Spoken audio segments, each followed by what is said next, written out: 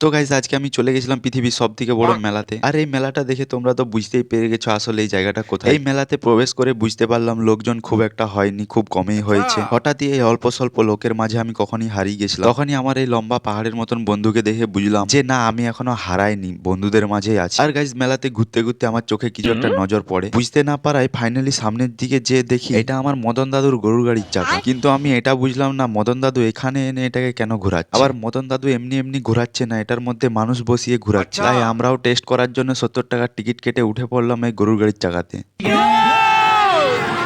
अभी मजा आएगा ना भिड़ो।